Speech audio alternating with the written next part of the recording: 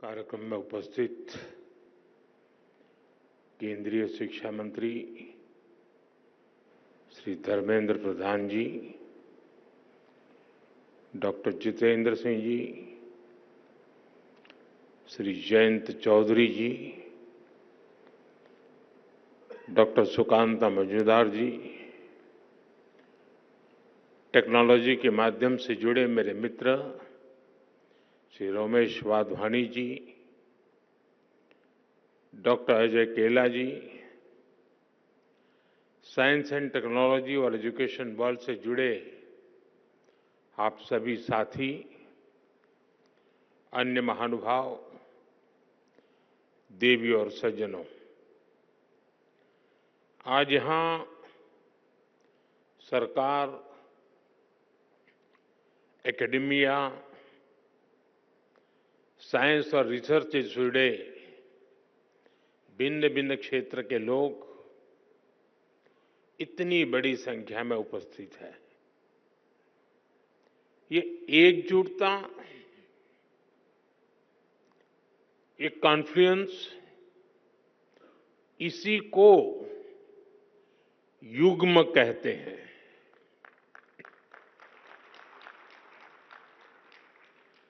एक ऐसा युग्म जिसमें विकसित भारत के फ्यूचर टेक से जुड़े स्टेक होल्डर्स एक साथ जुड़े हैं, एक साथ जुटे हैं। मुझे विश्वास है भारत की इनोवेशन कैपेसिटी और डीप टेक में भारत की भूमिका को बढ़ाने के लिए हम जो प्रयास कर रहे हैं उसे इस आयोजन से और बल मिलेगा। आज आईआईटी कानपुर और आईआईटी बॉम्बे में एआई, इंटेलिजेंस सिस्टम और bio science, biotechnology, health and medicine के सुपर हब्स की शुरुआत हो रही है। आज वाधवानी इनोवेशन नेटवर्क का भी आरंभ हुआ है। अनुसंधान नेशनल रिसर्च फाउंडेशन के साथ मिलकर रिसर्च को आगे बढ़ाने का संकल्प भी लिया गया है। मैं इस प्रयास के लिए वाधवानी फाउंडेशन को, हमारी आईआईटीज को और दूसरे सभी स्टेक होल्डर्स को बहुत बहुत बधाई देता हूं।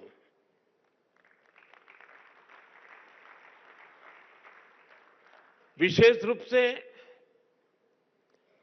मैं मेरे मित्र रमेश वाधवानी जी की सराहना करता हूं। आपके डेडिकेशन और सक्रियता से प्राइवेट और पब्लिक सेक्टर ने मिलकर देश की शिक्षा व्यवस्था में कई सकारात्मक बदलाव किए हैं। साथियों, हमारे शास्त्रों में कहा गया है, परम परोपकारार्थ यो जीवति स जीवति, अर्थात जो दूसरों की सेवा और परोपकार के लिए जीवन समर्पित करता है वही वास्तविक जीवन जीता है। इसलिए हम साइंस और टेक्नोलॉजी को भी सेवा का ही माध्यम मानते हैं। जब मैं हमारे देश में वाधवानी फाउंडेशन जैसी संस्थाओं को देखता हूं, जब मैं रमेश जी और उनकी टीम के प्रयासों को देखता हूं, तो मुझे खुशी होती है, गर्व होता है कि हम भारत में साइंस और टेक्नोलॉजी को सही दिशा में आगे बढ़ा रहे हैं।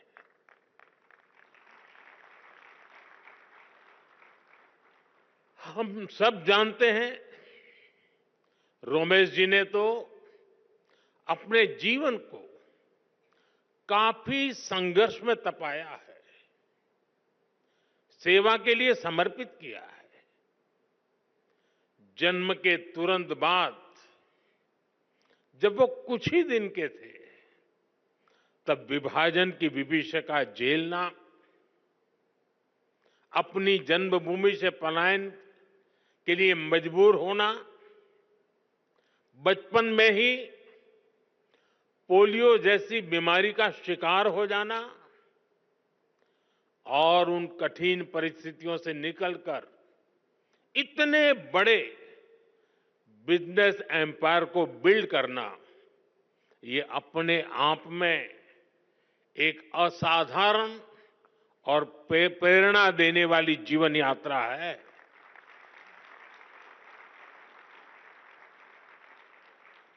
और अपनी इस सफलता को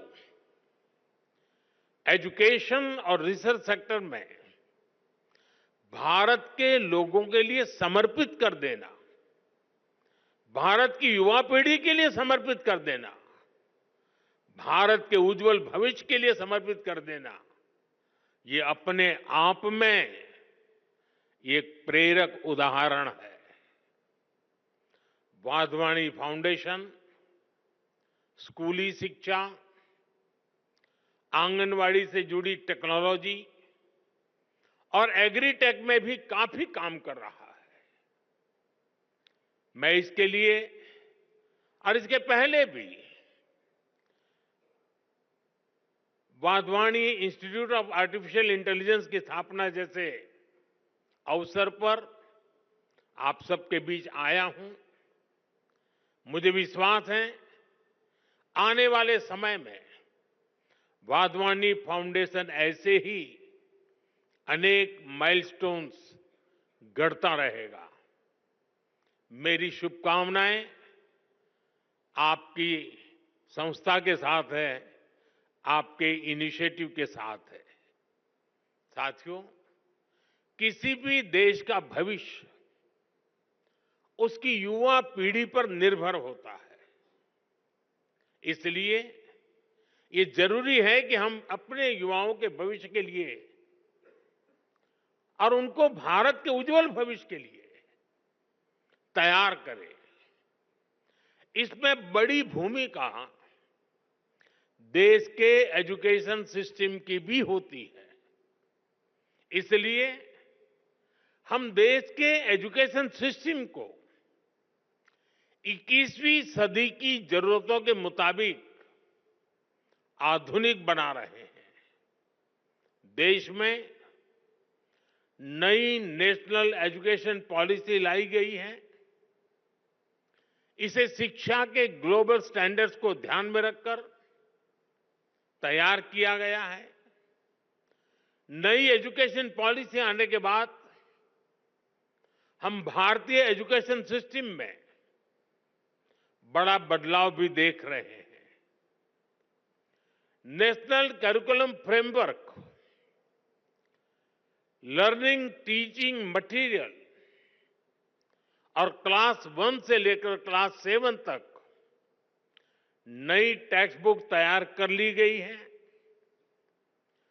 पीएम ई विद्या और दीक्षा प्लेटफॉर्म के तहत one nation one digital education infrastructure का निर्माण किया गया है। ये इंफ्रास्ट्रक्चर एआई बेस्ड है और स्केलेबल भी है। इसका इस्तेमाल देश की 30 से ज्यादा भाषाओं और 7 विदेशी भाषाओं में टेक्स्ट बुक्स तैयार करने के लिए हो रहा है। नेशनल क्रेडिट फ्रेमवर्क के जरिए स्टूडेंट्स के लिए अलग अलग विषयों को एक साथ पढ़ाना आसान हो गया है। यानी भारत के स्टूडेंट्स को अब आधुनिक शिक्षा मिलनी शुरू हुई है। उनकी कैरियर के लिए नए रास्ते बन रहे हैं। भारत ने जिन लक्ष्यों को तय किया है उसे निरंतर गति देने के लिए देश के रिसर्च इकोसिस्टम को मजबूती देना आवश्यक है। पिछले एक दशक में इस दिशा में तेजी से काम हुआ है। जरूरी संसाधनों को बढ़ाया गया है। 2013-14 में R&D पर ग्रॉस एक्सपेंडिचर केवल 60,000 करोड़ रुपए था। हमने इसे डबल से भी ज्यादा बढ़ाकर 1.25 लाख करोड़ रुपए से भी ऊपर कर दिया है। देश में कई state of the art research park भी स्थापित किए गए हैं। लगभग 6,000 उच्च शिक्षा संस्थानों में रिसर्च एंड डेवलपमेंट सेल्स की स्थापना की गई है। हमारे प्रयासों से देश में इनोवेशन कल्चर तेजी से विकसित हो रहा है। 2014 में भारत के 40,000 के आसपास पेटेंट फाइल हुए थे। अब ये संख्या बढ़कर 80,000 से ज्यादा हो गई है। इससे ये भी पता चलता है कि देश के युवा को हमारे इंटेलेक्चुअल प्रॉपर्टी इकोसिस्टम से कितना सपोर्ट मिल रहा है। देश में रिसर्च कल्चर को बढ़ावा देने के लिए 50,000 करोड़ रुपए के अनुसंधान नेशनल रिसर्च फाउंडेशन की स्थापना की गई है। वन नेशन वन सब्सक्रिप्शन उसने युवाओं को यह भरोसा दिया है कि सरकार उनकी जरूरतों को समझती है। आज से इस योजना की वजह से उच्च शिक्षा हासिल करने वाले छात्रों की पहुंच वर्ल्ड क्लास रिसर्च जर्नल तक आसान हो गई है। देश की प्रतिभाओं को आगे बढ़ने में कोई रुकावट ना आए, इसके लिए प्राइम मिनिस्टर्स रिसर्च फेलोशिप की व्यवस्था बनाई गई है। साथियों, इन प्रयासों का परिणाम है कि आज का युवा सिर्फ R&D में एक्सेल नहीं कर रहा, वो खुद भी R&D बन चुका है। और जब मैं कहता हूं कि वो खुद R&D है, तो मेरा मतलब है रेडी एंड डिसरप्टिव। भारत आज अलग अलग सेक्टर्स में रिसर्च के नए माइलस्टोन स्थापित कर रहा है। पिछले साल भारत ने दुनिया का सबसे लंबा हाइपरलूप टेस्ट ट्रैक कमीशन किया। 422 मीटर का ये हाइपरलूप इंडियन रेलवे के कोलैबोरेशन से IIT मद्रास में डेवलप किया गया। IISc बेंगलोर के साइंटिस्ट ने भी एक ऐसी टेक्नोलॉजी डेवलप की है जो नैनो स्केल पर लाइट को कंट्रोल करती है। IISc में ही रिसर्चर्स ने ब्रेन ऑन चिप टेक्नोलॉजी विकसित की है। ब्रेन ऑन अ चिप यानी एक मॉलिक्यूलर फिल्म के अंदर 16,000 से ज्यादा कंडक्शन स्टेट्स में है। डाटा स्टोर और प्रोसेस करने की कैपेबिलिटी। कुछ सप्ताह पहले ही देश ने पहली इंडिजीनियस MRI मशीन भी बना ली है। ऐसे अनेक पाथ ब्रेकिंग R&D हैं जो हमारी यूनिवर्सिटीज में हो रहे हैं। ये है विकसित होते भारत की युवा शक्ति, रेडी, डिसरप्टिव और ट्रांसफॉर्मेटिव। साथियों, भारत के यूनिवर्सिटी कैंपस आज नए डायनेमिक सेंटर्स बन रहे हैं। ऐसे सेंटर्स जहां युवा शक्ति ब्रेक थ्रू इनोवेशन को ड्राइव कर रही है। हाल ही में हायर एजुकेशन इम्पैक्ट रैंकिंग में भारत ग्लोबल लेवल पर सबसे ज्यादा रिप्रेजेंटेड रहा। 125 देशों के 2000 इंस्टीट्यूशन में से 90 से ज्यादा यूनिवर्सिटीज भारत से थी।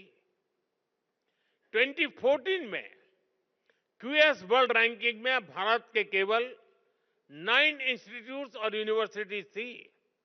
2025 में ये संख्या 46 हो चुकी है।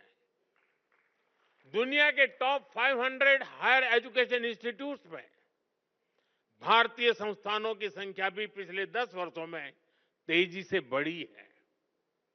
अब विदेशों में हमारे प्रमुख संस्थानों के कैंपस खुल रहे हैं। अबू धाबी में आईआईटी दिल्ली, तंजानिया में आईआईटी मद्रास, इसके कैंपस खोले गए हैं। दुबई में आईआईएम अहमदाबाद का कैंपस खोले जाने की तैयारी है। और ऐसा नहीं है कि सिर्फ हमारे टॉप संस्थान ही बाहर कदम रख रहे हैं, बाहर के भी टॉप संस्थान भारत आ रहे हैं। भारत में दुनिया की टॉप यूनिवर्सिटीज के कैंपस खुलने की शुरुआत हो चुकी है। इससे एकेडमिक एक्सचेंज बढ़ेगा, रिसर्च की फील्ड में कोलैबोरेशन बढ़ेगा, हमारे छात्रों को क्रॉस कल्चरल लर्निंग का एक्सपोजर भी मिलेगा। साथियों, टैलेंट, टेम्परामेंट और टेक्नोलॉजी की ट्रिनिटी ही भारत के भविष्य को ट्रांसफॉर्म करेगी। इसके लिए हम भारत के बच्चों को बचपन में ही जरूरी एक्सपोजर दे रहे हैं। अभी हमारे साथी धर्मेंद्र जी ने विस्तार से बताया, हमने अटल टिंकरिंग लैब जैसे इनिशिएटिव लिए हैं। अभी तक देश में 10,000 अटल टिंकरिंग लैब खोली जा चुकी है। इस बजट में सरकार ने 50,000 और अटल टिंकरिंग लैब खोलने की घोषणा की है। विद्यार्थियों को फाइनेंशियल सपोर्ट देने के लिए पीएम विद्यालक्ष्मी योजना भी शुरू की गई है। हमारे स्टूडेंट्स अपनी लर्निंग को एक्सपीरियंस में तब्दील कर सके, इसके लिए हमने 7,000 से ज्यादा इंस्टीट्यूट्स में इंटर्नशिप सेल स्थापित किए हैं। युवाओं में नए स्किल्स विकसित करने के लिए आज हर संभव प्रयास किया जा रहा है। इन युवाओं के टैलेंट, टेम्परामेंट और टेक्नोलॉजी की ये ताकत ही भारत को सफलता के शिखर तक लेकर जाएगी। साथियों, हमने विकसित भारत के लक्ष्य के लिए अगले 25 वर्षों की समय सीमा तय की है। हमारे पास समय सीमित है, लक्ष्य बड़े हैं।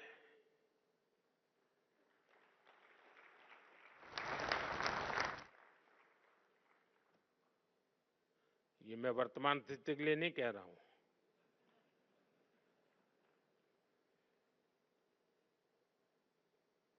और इसलिए ये जरूरी है कि हमारे आइडिया की प्रोटोटाइप से प्रोडक्ट तक की यात्रा भी कम से कम समय में पूरी हो। जब हम लैब से मार्केट तक की दूरी को कम कर देते हैं तो रिसर्च के परिणाम लोगों तक तेजी से पहुंचने लगते हैं। इससे रिसर्च को भी मोटिवेशन मिलता है, उनके काम, उनकी मेहनत का इंसेंटिव उन तक पहुंचता है। इससे रिसर्च, इनोवेशन और वैल्यू एडिशन के व्हील को और गति मिलती है। इसके लिए जरूरी है कि हमारा पूरा रिसर्च इकोसिस्टम एकेडमिक इंस्टीट्यूशन से लेकर इन्वेस्टर्स और इंडस्ट्री तक हर कोई रिसर्च के साथ खड़ा हो, उन्हें गाइड करे। इंडस्ट्री लीडर्स इस दिशा में एक कदम और आगे ला सकते हैं और वो हमारे युवाओं का मार्गदर्शन कर सकते हैं।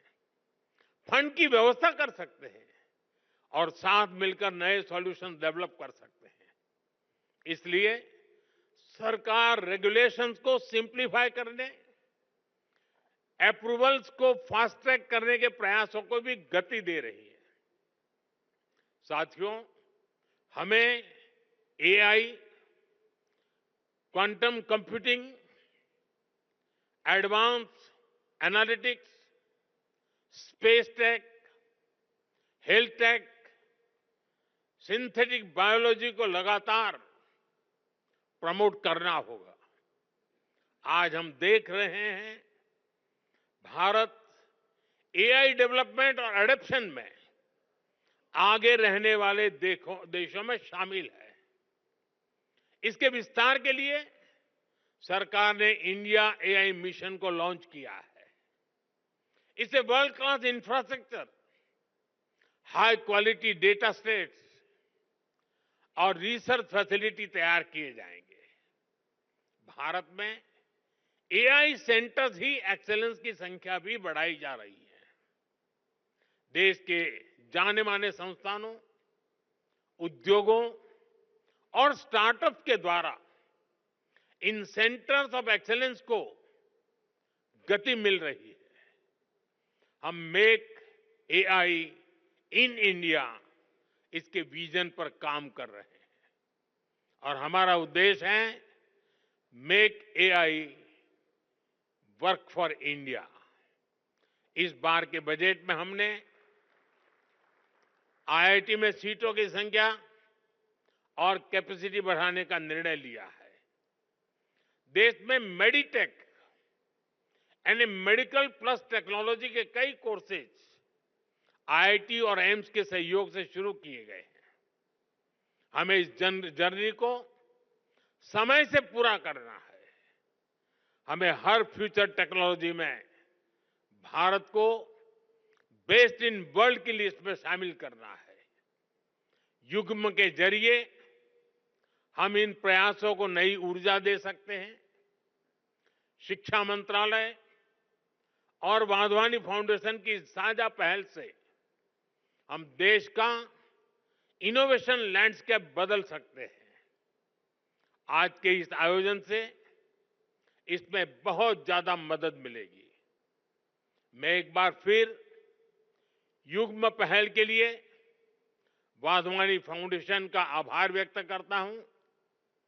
मेरे मित्र रमेश जी को अनेक अनेक शुभकामनाएं देता हूं। बहुत बहुत धन्यवाद। नमस्कार।